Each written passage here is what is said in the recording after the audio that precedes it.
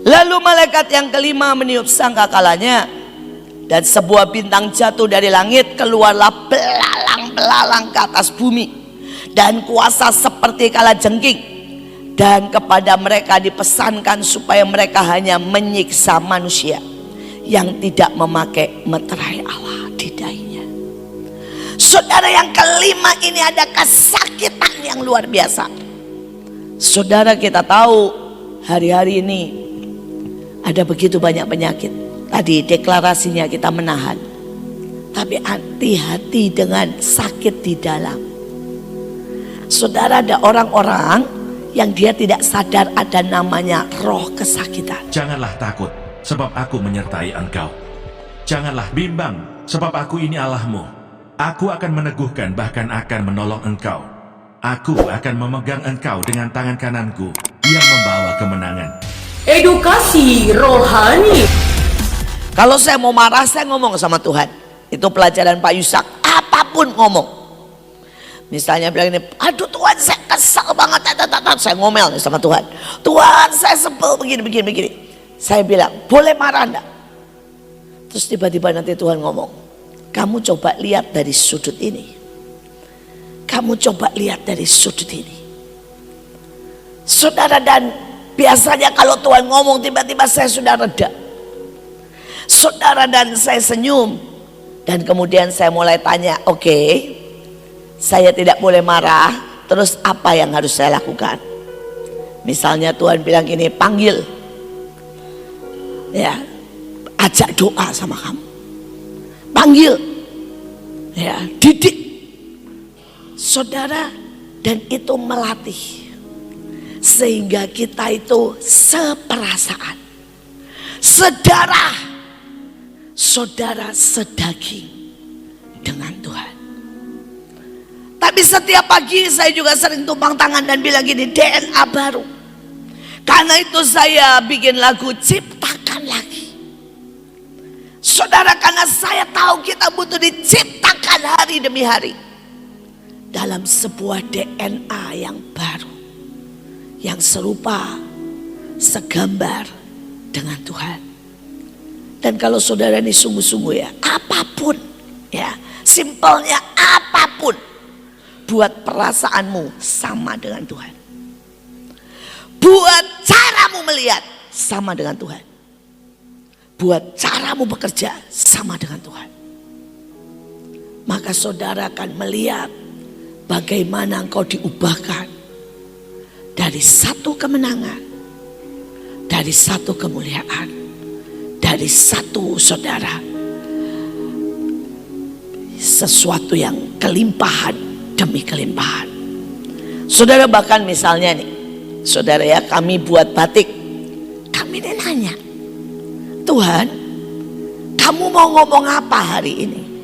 Ya, saudara, dan waktu itu saya pada waktu Bu Nani cerita tentang 9 danau dengan 9 warna, saya geli saudara ya, bukan geli lah, saya senyum karena saudara, setahun yang lalu waktu saya ulang tahun, saudara, saya dapat bunga dengan 9 warna saudara. Satu bunga itu kelopaknya 9 warna saudara, dan Tuhan bilang setiap kelopak ada artinya. Dan Tuhan bilang bagikan nak. Jadi pada waktu tahun lalu ulang tahun, saudara, semuanya bunga dengan 9 warna. Saudara, satu bunga 9 warna. Saudara, dan kemudian kami buat jubah. Saudara ya, salah satunya ini. Saudara, kami coba buat sayap 9 warna. Karena itu berkat yang ajaib. Jadi kalau saudara ini belajar menyamakan segala sesuatu dengan Tuhan, hasilnya akan luar biasa. Oke, kita lihat yang kedua ya. Saudara, apa yang akan terjadi? Wahyu 8 ayat 8, ini sangkakala kedua. Lalu malaikat yang kedua meniup sangkakalanya seperti gunung besar, menyala-nyala dilempar ke dalam laut, bam, dan binasalah sepertiga dari kapal. Saudara ingat, bahtera itu juga kapal. Jadi kita hari-hari ini mesti minta saudara, supaya bahtera dilindungi, supaya kita makin kuat, makin dahsyat, supaya kita jadi kapal induk, kapal perang, kapal selam, tapi juga kapal terbang. Nah, ya, supaya kita itu lengkap dan sungguh mencapai kemuliaan dan garis akhir. Tetapi ini bicara apa? Seluruh dunia, pemerintah, saudara, perusahaan-perusahaan besar akan kolab. Saudara, dan dalam tahun ini saudara bisa buka di sini. Saudara, negara bangkrut. Saudara, sehingga beberapa negara harus tunduk total ya sama IMF. Saudara, kalau mau tahu, saya ke Amerika. Pada waktu saya ke Amerika, ada 5 bank di Amerika kolaps, hancur, bang, tutup banknya 5, dan itu 5 bank besar. Saudara, dan menurut data, saudara, yang akan hancur masih 180 lagi bank di Amerika. Saudara, kemudian saudara jangan berpikir, oh itu cuma bank. Saudara, kalau saudara tahu datanya Bulak Kapal, itu sudah Bukalapak, kok Bulak Kapal. Saudara, Bukalapak, karena Bulak Kapal itu saudara daerah di Bekasi. Saudara, Bukalapak itu sudah hampir bangkrut. Saudara, beberapa perusahaan-perusahaan besar. Saudara, tahukah saudara bahwa McDonald menutup lebih dari 10.000 outlet, Starbucks menutup lebih dari 7.000 outlet di seluruh dunia. Saudara, keadaan tidak semakin baik. Saudara bisa baca di sini ya, Pakistan. Saudara, negara ini sudah bangkrut, gagal. Saudara, karena itu doakan saya, tanggal 20 Mei ini saya akan berangkat ke Pakistan. Saudara, ini negara ngeri sekali. Dia adalah negara pelacuran terbesar. Saudara, teroris terbesar. Terorisnya itu bukan teroris yang keren gitu ya. Setiap anak kecil saudara diambil dengan harga 1 juta. Cuma untuk apa? Bawa bom bunuh diri, meledakin sesuai pesanan. Saudara, mau ditaruh ke India, mau ditaruh kemana, dibuatin paspor palsu atau naik kapal, harganya cuma 1 juta, diledakin. Sangat mengerikan. Bangkrut, negaranya bangkrut. Saudara, pelacuran, saudara mau tahu harga anak saudara dijadiin budak belian, boleh saudara diperdagangkan, harganya cuma saudara 2 juta. Jadi saudara beli anak di Pakistan bisa 2 juta. Tapi kalau saudara mau pakai 1 jam, harga 1 anak saudara cuma 15.000. Mau diperkosa, digebukin, boleh. Saudara, bangkrut. Dan kalau hari ini Indonesia diluputkan, itu hanya karena doa kita. Saudara, di mana semua negara panasnya sudah mencapai 50 derajat Celcius. Saudara, India yang mati sudah ribuan. Indonesia masih di bawah 35. Itu mujizat. Sekali lagi, saudaranya bisa jalan dengan Tuhan untuk melihat perusahaanmu, untuk melihat apapun yang ada di tanganmu menjadi besar. Karena kalau saudara pakai cara dunia, itu akan gini, bang. Saudara harus kombi semuanya. Jangan begini ya, saya sudah deklarasi, terus nggak ngecek saudara toko. Nah, tidak bisa. Saudara harus bilang begini, saya kan sudah dolingin bu, jadi ya saya buka toko semau saya. Tidak bisa. Saudara, saya itu kalau melihat kerja anak saya Stephen ya, saya itu bangga banget sih. Tapi satu sisi saya itu kagum, ya saya suka ngomel sama dia, jangan terlalu cinta uang ya. Tapi saya kagum saudara, Dia itu gabungkan antara yang ilahi dengan jasmani. Dan hari-hari ini semua saudara harus lakukan itu. Saudara itu waktu COVID, dia doa sama Tuhan. Dia bilang begini, Tuhan, apa yang akan terjadi? Tuhan bilang begini, semua saham akan turun. Dan itu buat dia cukup. Dia pelajari semuanya. Kemudian dia beli semua saham yang turun. Dan kemudian COVID selesai, saudara, semua saham itu naik 2-3 kali lipat. Saudara, dia senyum-senyum dan berkata, dalam sekali saya dapat 1 M. Saudara, orang seringkali berpikir begini, oh dia gampang dengar suara Tuhan. Saudara, dia dengar satu kata dari Tuhan, saham akan turun. Itu bukan berarti terus kemudian Tuhan bilang gini, beli A, B, C. Enggak. Dia pelajari semua. Dia sampai sekolah, saudara, untuk sekolah persahaman. Saudara, dia benar-benar, saudara, hubungi semua teman. Dia lihat di YouTube. Dan kemudian dia bilang, ini yang akan turun drastis, tapi ini yang akan naik setelah COVID lewat. Terus kemudian saudara, hari itu saudara ya, awal tahun, saya masih ingat, tiba-tiba Tuhan ngomong sama dia, sebentar lagi Lebaran Jokowi memberi izin untuk pulang mudik. Wah saudara, begitu Tuhan ngomong begitu, dia selidiki apa yang paling dibutuhkan. Dan hari itu dia tahu yang paling dibutuhkan adalah saudara, mobil. Dan hari itu semua orang butuh duit. Saudara, dia orang gila kata orang lain. Karena dia sewa, saudara ya, tempat besar banget. Dan dia beliin semua mobil bekas. Dia beli dengan harga sangat murah. Saudara, selesai dia beli, semua orang bilang dia gila. Saudara, jangan mikir saudara dia cuma beli-beli begitu ya. Wah saudara, kalau saudara tahu dia sih, ditekan setekan-tekannya. Itu papahnya aja mau jual mobil, saudara, dia bilang enggak, kalau papa nggak jual segini saya nggak kasih. Papahnya bilang, aduh kamu itu kejamnya luar biasa, katanya. Saudara, dia benar-benar tekan semuanya. Dia hitung semuanya. Sampai dia hitung, saudara, detail. Kalau saudara tahu sama dia itu ya, saudara, saudara nyalain AC berapa jam, AC-nya berapa PK, dia tahu harganya.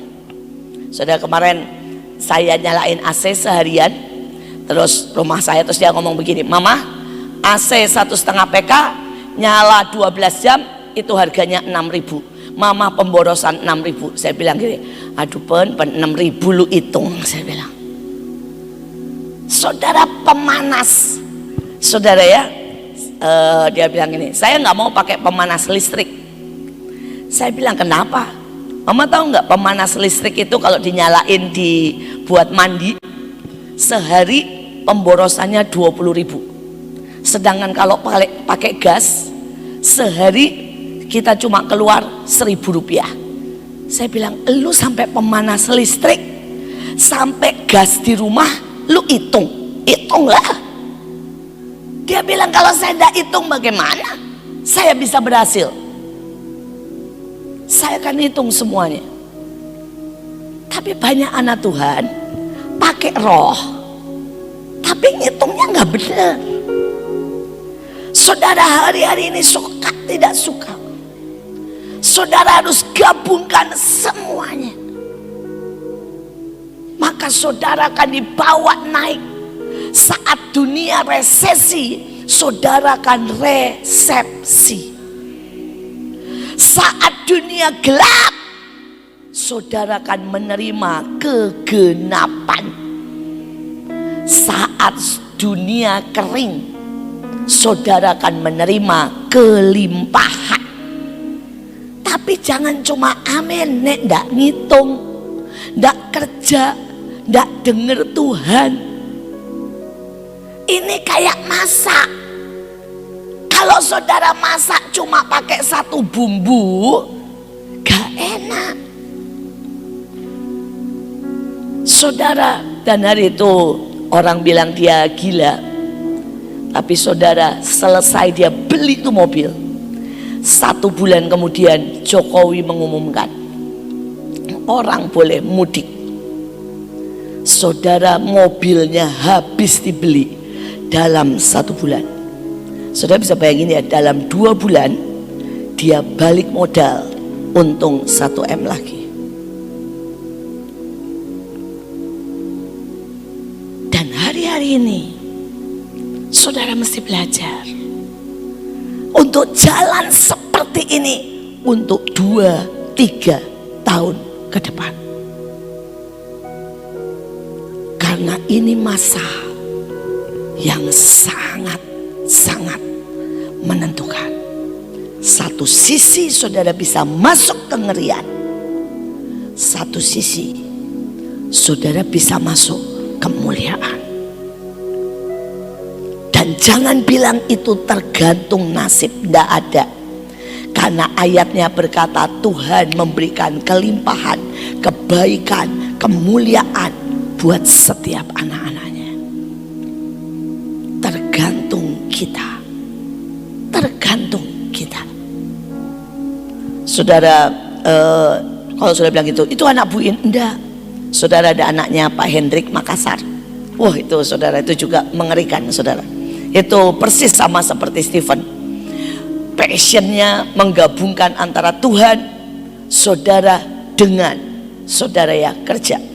Saudara di usianya yang sangat muda dia punya 30 restoran. Saudara sangat muda. Usianya sama Joshua. Saudara 28 dia punya 30 restoran. Saudara, dan sangat luar biasa, berhasil, keren. Tapi hari itu dia bilang begini, Bu, kita itu kalau tidak peperangan rohani sama deklarasi 1 hari aja tidak bisa. Saya nanya, kenapa? Coba ya Bu, restoran saya semua normal, tiba-tiba semua nasi basi. Masak seperti apapun, saudara jadi bubur basi. Terus saya tahu, waduh ini santet guna-guna. Saudara, dia langsung perang doa keliling. Dia tabur garam. Dan dia bilang, tahir. Setiap masak nasi, dia kasih sedikit setetes tumen, dia kasih garam. Saudara, dan balik. Beberapa hari kemudian datang orang. Saudara ngomong begini, kalian punya perlindungan apa? Terus dia nanya, kenapa? Di tempat ini selalu bangkrut, selalu rusak makanan. Kalian bisa lolos, itu bagaimana? Saudara, pada waktu Palu gempa, itu toko saudara restoran Comot itu punya Joshua sama anaknya Pak Hendrik, Ivan namanya. Saudara, hari H-1 sebelum gempa dia dengar Tuhan kirim semua perbekalan, semuanya sampai penuh. Dia ini ngomong gini, Tuhan, minggu lalu saya baru kirim, itu bakal habis baru 1 bulan lagi. Tapi Tuhan bilang kirim. Saudara, dan dia kirim perbekalan. Itu saudara ngirim, truknya balik, sana gempa, putus semua. Maka satu-satunya restoran yang buka dengan full kapasitas restorannya. Ini hari-hari saudara tidak bisa gabungkan, maka saudara akan mengalami masalah. Anak-anak Tuhan di Bahtera, engkau menerima sangat banyak. Tapi problemnya seringkali kita tidak bisa meramunya. Dan kita cuma pakai 1-2 hal. Padahal Padahal Tuhan kasih lebih dari 1000 perlengkapan. Saudara, ayat pembalikannya berkata 2 Samuel 23 ayat 5. Bukankah seperti itu keluargaku di hadapan Allah? Keturunanku diberkati, ada perjanjiannya, tidak berubah, janjinya kekal, sempurna, teratur dalam segalanya, dan terjamin. Saudara, kalau saudara ini belajar pakai cara Tuhan, maka saudara ada satu kata, terjamin. Kalau saudara ini pegang perjanjian, ada satu kata yang saudara bisa tidur nyenyak, karena hidupmu terjamin. Saudara, saya selalu mengangkat perjanjian dan berkata, Tuhan, Kau punya perjanjian dengan Pak Yusak, dengan saya, dan dengan anak cucu saya. Maka aku percaya terjamin. Saudara, kalau saudara ingat hari itu 2019, saudara Joshua tidak siap buat nikah, tidak ada pikiran buat nikah, saya juga tidak ada pikiran buat mantu.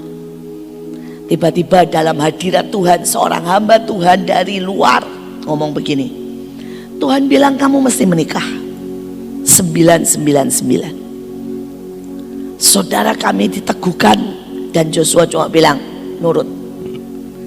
Dan kita tahu ya, hari itu maaf kalau ada yang gak sempat dapat atau dengar, saudara, pernikahannya dirayakan 3 kali. Saudara, di gereja yang hadir 700, di Balai Samudra yang datang 5.000, dan besoknya di Mahanaim yang datang 11.000. Dan yang ajaib saudara, itu semua orang bilang gini, saya bagian makanan, saya bagian ini. Saudara, semua, saudara bisa bayangin pesta 3 kali udah kayak pestanya raja-raja. Berapa coba keluar? Terjamin. Semua dijamin. Dan yang lebih buat saya syok, 2020 kita tahu pandemi, tidak ada yang bisa nikah. Kok bisa pas? Karena Tuhan tahu terjamin.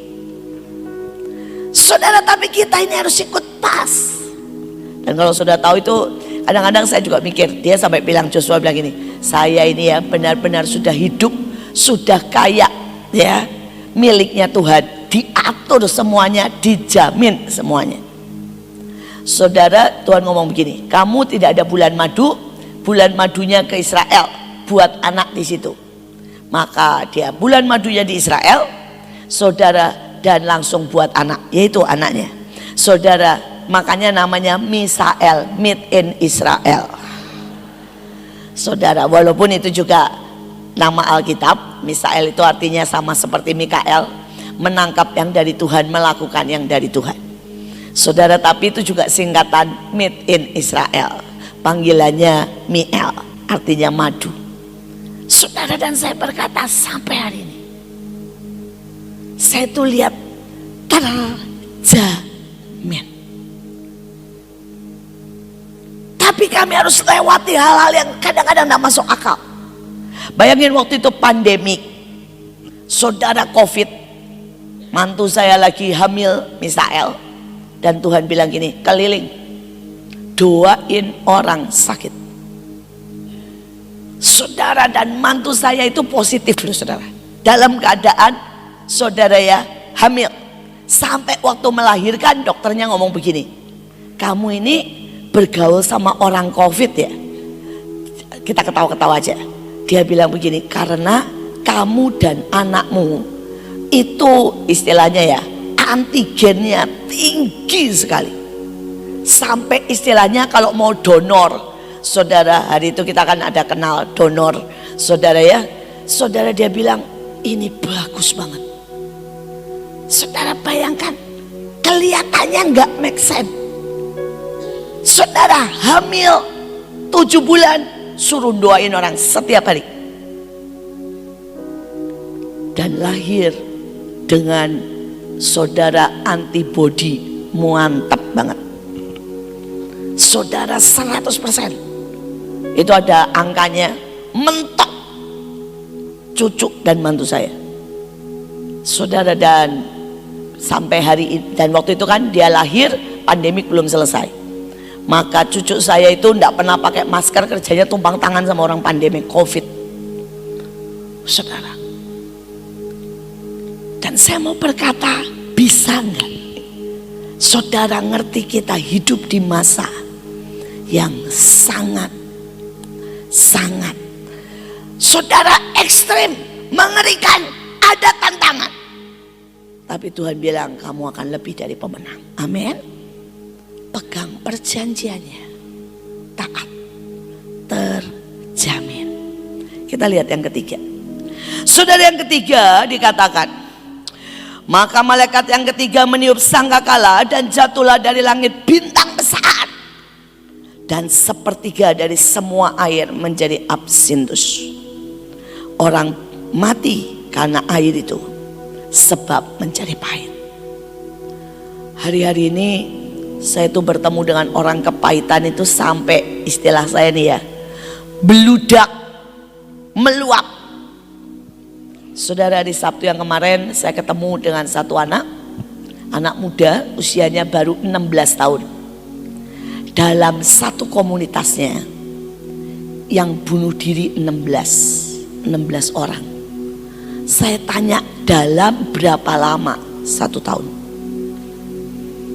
Mulai tahun lalu sampai tahun ini, satu komunitas loh saudara, 16 orang bunuh diri, anak umur 16 tahun. Sampai saya bilang gini, saya ketemu lagi satu anak, dia bekas anak Mahanaim tapi pindah ke negeri. Dan anak ini masuk ke MMA, dia bilang begini, Bu, di sekolah negeri itu tiap hari ada anak yang bawa pisau, sayat-sayat tangannya. Terus saya bilang, itu apa enggak sakit? Saya lihatnya aja ngeri. Sudah tahu jawabnya apa? Sakitnya di sini lebih. Istilah bahasa sekarang self harm. Tapi keadaannya apa? Pahit. Saudara, pahit itu kondisi dan pilihan. Ya. Jadi saudara tidak bisa bilang begini saudara ya. Ya, saya pahit karena kondisi sekarang seluruhnya bisa membuat kamu punya alasan untuk pahit. Tetapi pilihan, apakah pahit itu masuk ke hatimu atau tidak. Saudara, saya bisa pahit. Lawang orang saya kasih makan, saudara, saya dimaki-maki, dibilang makanannya nggak enak. Saudara, saya bisa pahit. Orang yang saya biayai, saudara, sekolah, saudara sampai S1, memaki-maki saya keluar dari pelayanan. Saudara, saya bisa pahit. Guru yang saya kasih ngajar di sekolah, yang melaporkan Mahanaim bahwa Mahanaim bikin baptisan, bikin penginjilan, dan kita hampir dicabut izinnya. Saya bisa pahit. Saudara, orang yang saya cintai, saudara yang saya berkati, maki-maki bilang saya sesat, Lucifer. Loh, saudara, kepahitan itu sudah merajalela keadaan. Tetapi persoalannya, saudara biarkan itu masuk ke hidupmu, atau saudara bilang no at all. Saya tidak akan membiarkan kepahitan satu tetes pun masuk dalam hidupku. Saudara, ada ayat yang luar biasa ya. Adalah ayat Yusuf. Menurut saya Yusuf adalah orang yang sangat berhak kepahitan. Ya. Saudara bayangkan, dihianati, dimasukkan lubang, dijual, saudara belain tuannya malah dimasukin penjara. Saudara, dia orang yang paling berhak kepahitan. Tapi ini perkataan Yusuf, memang kamu telah mereka-reka yang jahat terhadap aku, tetapi Allah telah mereka-rekakan untuk kebaikan, dengan maksud melakukan seperti yang terjadi sekarang ini, yakni memelihara hidup suatu bangsa yang besar. Saudara, seandainya saudara ini pegang satu ayat ini aja, apapun yang terjadi, Allah mereka-reka membawa kebaikan. Amin. Saudara tidak usah pahit kok. Setiap kali saudara ngalamin apapun, saudara bilang ini, Allah mereka-reka membawa kebaikan. Maka saudara akan melihat kemenangan demi kemenangan, sukacita demi sukacita. Ya, kita lihat selanjutnya sangkakala keempat. Saudara, lalu malaikat yang keempat meniup sangkakalanya, dan terpukullah sepertiga dari matahari, bulan dan bintang-bintang, sehingga sepertiga daripadanya menjadi gelap. Siang hari tidak terang, demikian juga malam hari. Saudara, ini bicara ya tentang anak-anak Tuhan. Tuhan adalah matahari, dan saudara disebut terang dunia. Jadilah kamu terang dunia. Saudara, ini anak-anak Tuhan.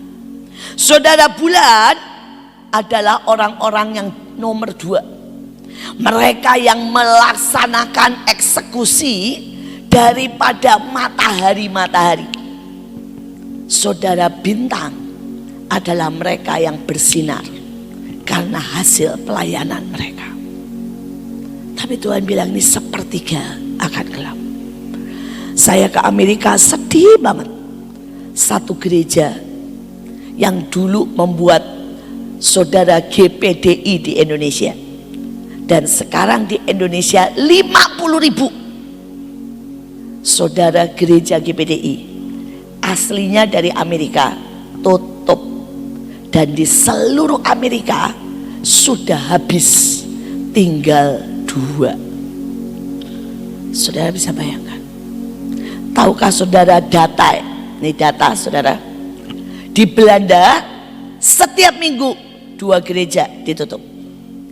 Saudara, karena kekurangan jemaat, 110 gereja di Inggris ditutup. Saudara bayangin ya, kecewa dengan agamanya, pendeta ini larang orang masuk Kristen. Saudara, saya belum masukkan semua anak-anak hamba Tuhan yang bunuh diri. Saudara, orang yang ngarang lagu Take All My Life berkata, saya tidak percaya Tuhan. Saudara, sepertiga bintang, bulan dan matahari. Saya berdoa kita belajar. Mari kita baca Mazmur 32 ayat 3. Selama aku berdiam diri tidak mengaku dosaku, tulang-tulangku merana, tua lesu, karena aku mengeluh sepanjang hari. Dosaku kuberitahukan kepadamu dan kesalahanku tidak kesembunyikan. Aku berkata, aku akan mengaku kepada Tuhan pelanggaran-pelanggaranku, dan engkau mengampuni kesalahan karena dosaku. Saudara, ada banyak anak Tuhan setelah dia naik jadi pemimpin, jadi bulan, jadi bintang, jadi matahari, sangat susah mengaku salah. Saudara, makin kita naik, makin kita jadi Kristen, itu bukan makin cepat bertobat. Itu seringkali makin kebal, makin sombong, makin saudara sebenarnya sok tahu dan melakukan yang dia mau dan bukan yang Tuhan mau. Karena itu Alkitab berkata, saudara, selama aku ini diem, nggak ngaku dosa, maka kekuatan tulang itu kekuatannya menjadi merana, menjadi tua, dan menjadi lesu. Saya itu bangga dengan Bu Nani. Saudara, di tengah dia melakukan semua yang terbaik, dia masih berkata, Tuhan ampuni kalau cintaku berkurang. Tuhan ampuni, aku tidak mungkin menghadap Allah Bapa karena aku ini tidak layak. Saudara, tapi berapa banyak orang yang tidak bisa lagi mengaku. Berapa banyak pemimpin yang merasa dia paling benar. Berapa banyak pemimpin yang merasa paling, saudara, hebat.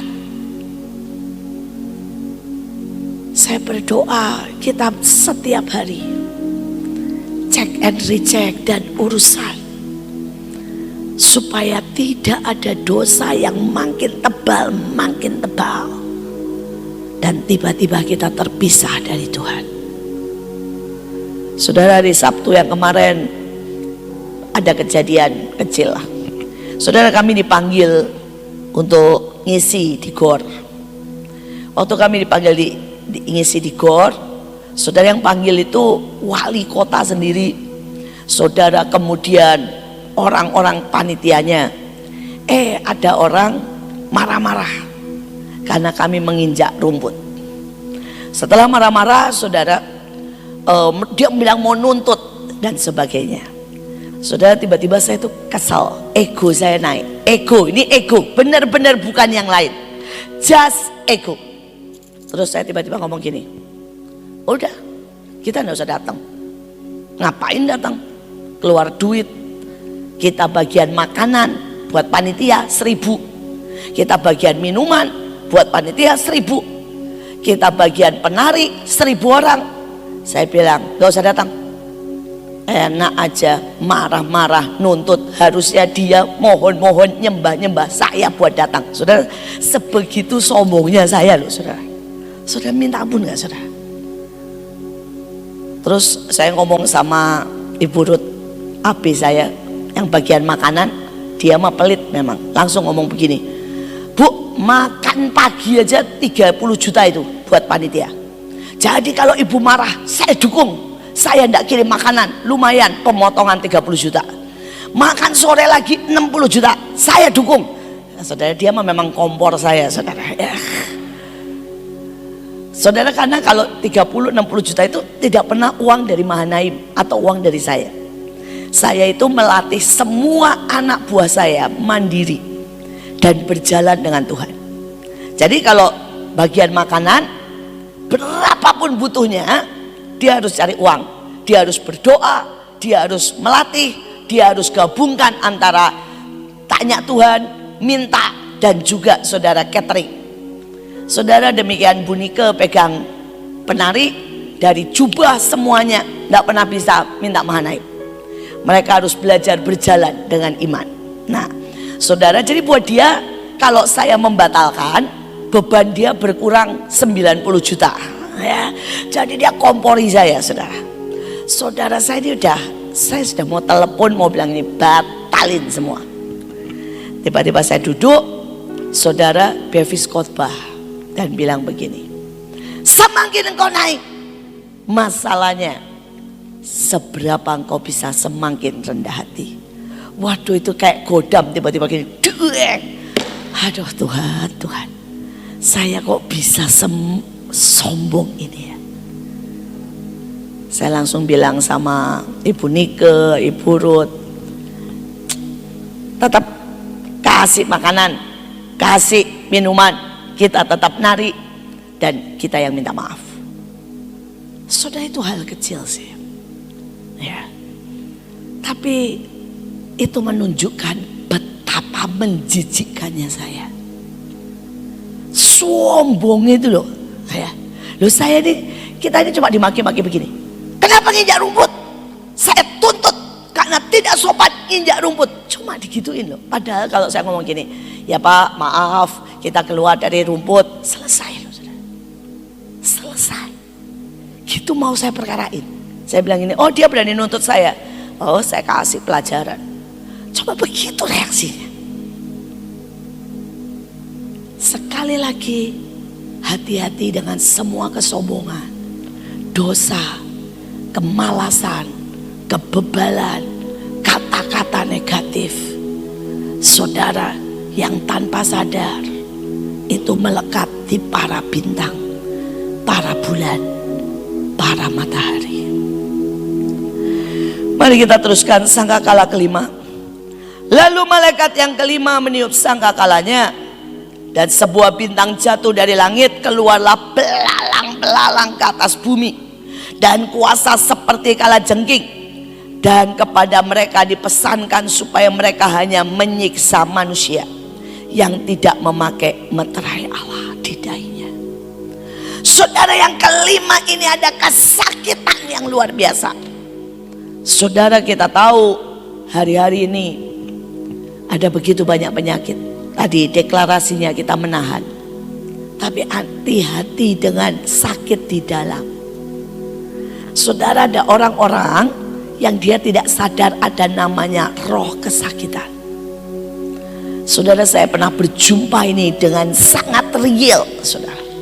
Rohnya ganteng banget, tapi dingin sakit. Dan saudara, kalau roh ini sudah berkuasa ya, saudara misalnya dibentak sama pemimpin atau dibentak sama bunda gini, kerja yang benar, saudara bisa sakit. Saya ditolak, saya tidak disayang, saya sudah tidak digunakan, dan saudara pengen bunuh diri. Ini roh kesakitan. Kemarin Joshua menangani satu suami istri di sebelah rumahnya, 2 rumah di sebelah rumahnya, saudara, dan ini kena roh kesakitan. Saudara, mereka duda dan janda, punya anak satu-satu, menikah. Kemudian hari itu bagian suaminya menjemput anak istrinya. Suaminya, saudara, tidak tahu kalau anaknya sudah keluar. Suaminya itu sibuk di kafe, saudara, minum kopi dan ngerokok. Saudara, dan anaknya telepon mamahnya, HP-nya itu pas mati yang suaminya, jadi tidak bisa dihubungi. Singkat cerita, sampai anaknya mesti pulang sendiri, saudara, karena suaminya dihubungi tidak bisa. Begitu suaminya pulang, wah, istrinya kena roh kesakitan, ngomongnya gini, memang itu bukan anak kamu, memang saya nggak dianggap, kamu memang nggak pernah cinta anak saya, kamu memang bedain, sampai mau bunuh diri. Saudara, sudah ngambil tali mau bunuh diri, sampai tetangganya lari-lari ke rumahnya Joshua bilang gini, tolongin pak, istri saya mau bunuh diri. Ini roh kesakitan. Saya berdoa saudara sadar, kita harus perang, kebaskan. Tapi ayatnya jelas, Lukas 10 ayat 19, sesungguhnya aku telah memberi kuasa kepadamu untuk menginjak apa saudara? Ular dan kalajengking, dan kuasa menahan kekuatan musuh, sehingga tidak ada yang membahayakan kamu. Berapa banyak dari saudara itu pakai otoritas? Berapa banyak saudara itu benar-benar menggunakan otoritas? Saya ke Rote, saudara, begitu ke Rote, saya ada KKR waktu itu di Rote. Orang Rote bilang, Bu, ombak tinggi sekali.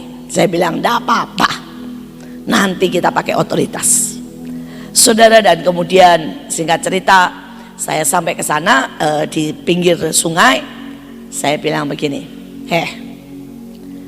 sekali aja ya kamu bikin saya pusing, saya lempar ke black hole. Saudara, saya cuma ngomong gitu. Saya bilang, kamu boleh goyang-goyang dikit-dikit, tapi kalau kamu bikin saya pusing, saya lempar kamu ke black hole. Saudara, dan naiklah saya kapal. Terus mulai, saudara, tengah jalan kapalnya mulai goyang. Wah, panik. Saudara, mereka bilang gini, Bu, kapalnya mulai goyang, kapalnya sampai miring. Saya diem aja. Saya bilang begini, gak apa-apa. Soalnya karena apa, saudara, saya pernah merasakan goyangan 3 kali lipat dari itu. Jadi saya tahu ini masih aman, saudara, walaupun memang kapalnya jelas goyangnya.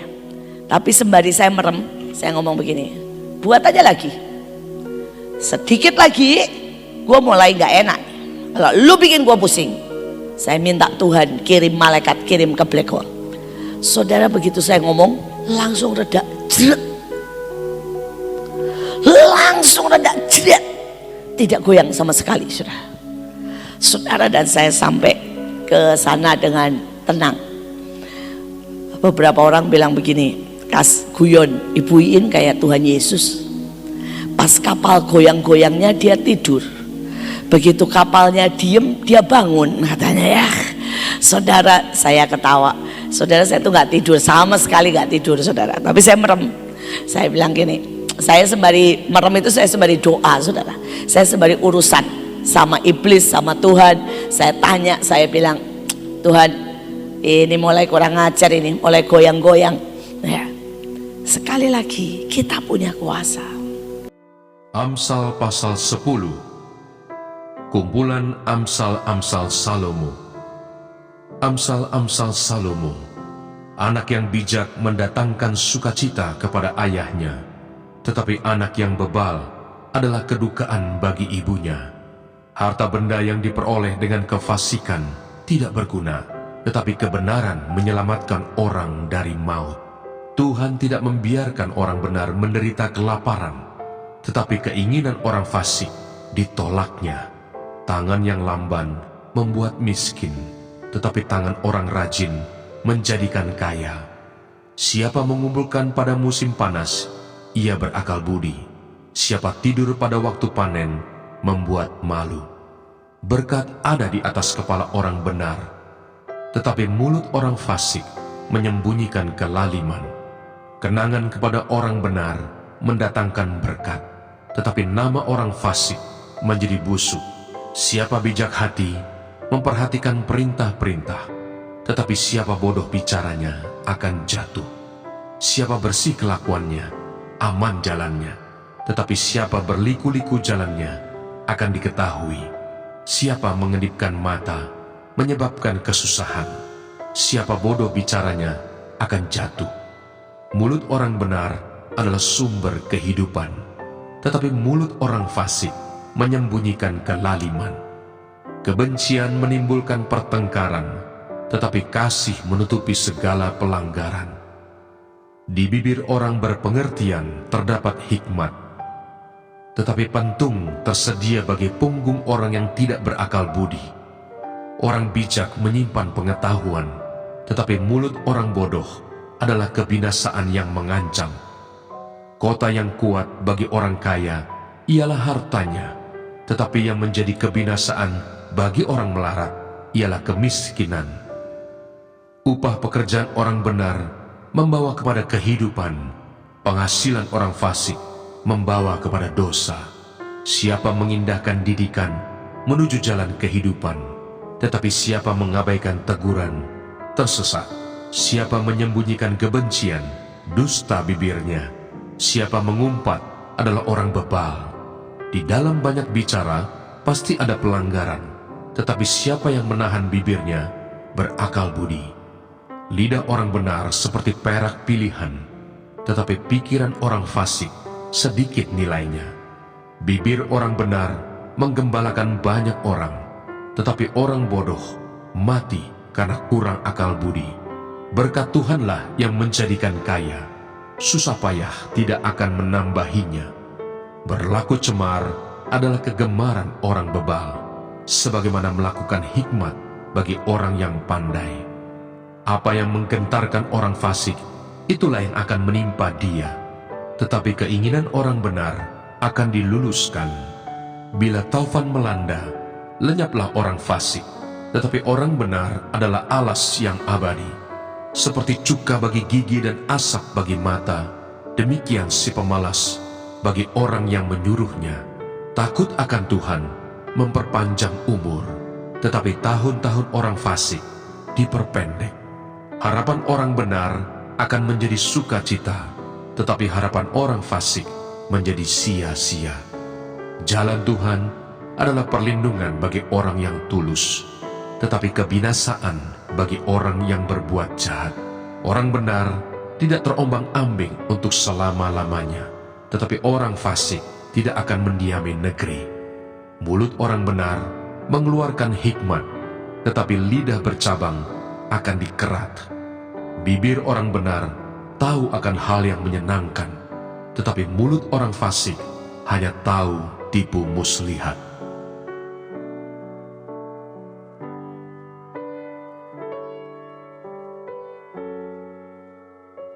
Amsal pasal 11. Neraca serong adalah kekejian bagi Tuhan, tetapi Ia berkenan akan batu timbangan yang tepat.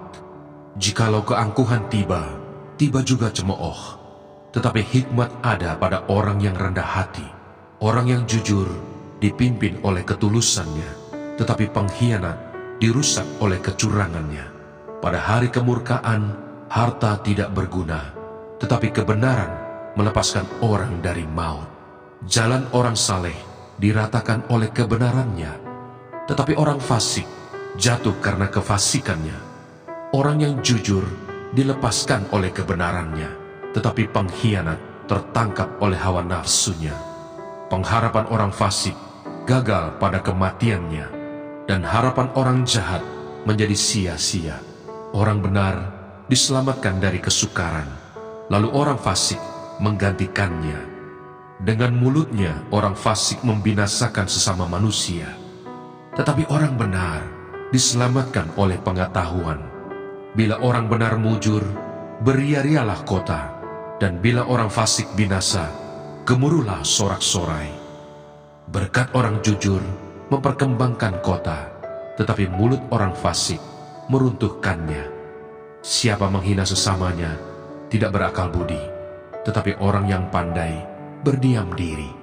Siapa mengumpat membuka rahasia, tetapi siapa yang setia menutupi perkara. Jikalau tidak ada pimpinan, jatuhlah bangsa, tetapi jikalau penasihat banyak, keselamatan ada. Sangat malanglah orang yang menanggung orang lain, tetapi siapa membenci pertanggungan, amanlah ia. Perempuan yang baik hati beroleh hormat, sedangkan seorang penindas beroleh kekayaan.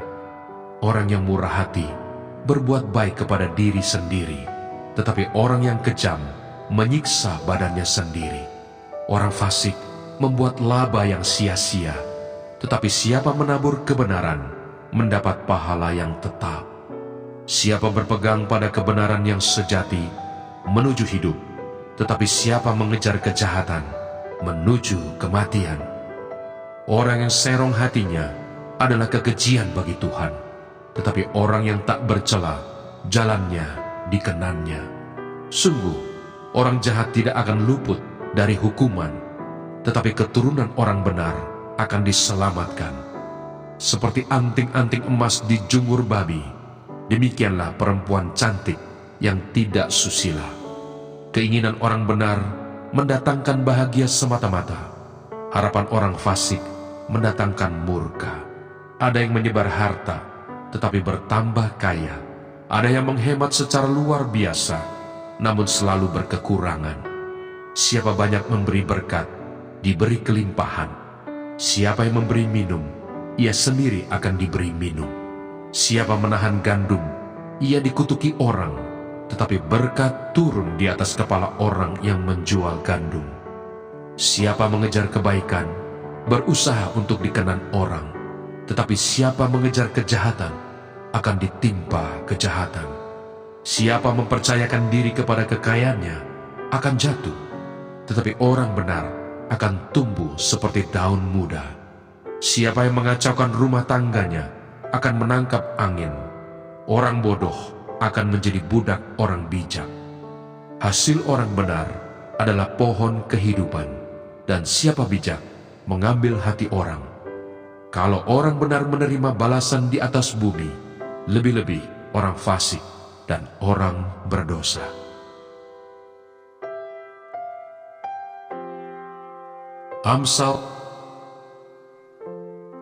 Amsal pasal 12. Siapa mencintai didikan, mencintai pengetahuan, tetapi siapa membenci teguran adalah dungu. Orang baik dikenan Tuhan, tetapi si penipu dihukumnya. Orang tidak akan tetap tegak karena kefasikan, tetapi akar orang benar tidak akan goncang. Istri yang cakap adalah mahkota suaminya, tetapi yang membuat malu adalah seperti penyakit yang membusukkan tulang suaminya. rancangan orang benar adalah adil. Tujuan orang fasik memperdaya. Perkataan orang fasik menghadang darah, tetapi mulut orang jujur menyelamatkan orang. Orang fasik dijatuhkan sehingga mereka tidak ada lagi. Tetapi rumah orang benar berdiri tetap. Setiap orang dipuji seimbang dengan akal budinya, tetapi orang yang serong hatinya akan dihina. Lebih baik menjadi orang kecil tetapi bekerja untuk diri sendiri, daripada berlagak orang besar tetapi kekurangan makan. Orang benar memperhatikan hidup hewannya, tetapi belas kasihan orang fasik itu kejam. Siapa mengerjakan tanahnya akan kenyang dengan makanan, tetapi siapa mengejar barang yang sia-sia tidak berakal budi. Orang fasik mengingini jala orang jahat, tetapi akar orang benar mendatangkan hasil. Orang jahat terjerat oleh pelanggaran bibirnya, tetapi orang benar dapat keluar dari kesukaran. Setiap orang yang dikenyangkan dengan kebaikan oleh karena buah perkataan, dan orang mendapat balasan daripada yang dikerjakan tangannya.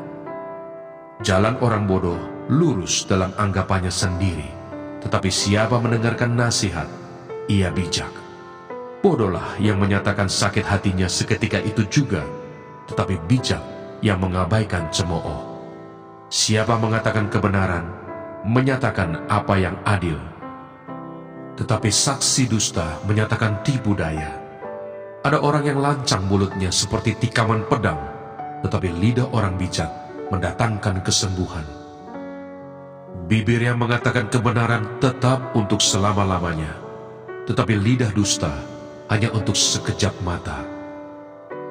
Tipu daya ada di dalam hati orang yang merencanakan kejahatan, tetapi orang yang menasihatkan kesejahteraan mendapat sukacita. Orang benar tidak akan ditimpa oleh bencana apapun, tetapi orang fasik akan senantiasa celaka. Orang yang dusta bibirnya adalah kekejian bagi Tuhan, tetapi orang yang berlaku setia dikenannya. Orang yang bijak menyembunyikan pengetahuannya, tetapi hati orang bebal menyeru-nyerukan kebodohan. Tangan orang rajin memegang kekuasaan, tetapi kemalasan mengakibatkan kerja paksa. Kekhawatiran dalam hati membungkukkan orang, tetapi perkataan yang baik menggembirakan dia. Orang benar mendapati tempat penggembalaannya, tetapi jalan orang fasik menyesatkan mereka sendiri. Orang malas tidak akan menangkap buruannya, tetapi orang rajin akan memperoleh harta yang berharga. Di jalan kebenaran terdapat hidup, tetapi jalan kemurtatan menuju maut. Janganlah takut, sebab aku menyertai engkau. Janganlah bimbang, sebab aku ini Allahmu. Aku akan meneguhkan, bahkan akan menolong engkau. Aku akan memegang engkau dengan tangan kananku yang membawa kemenangan. Edukasi rohani.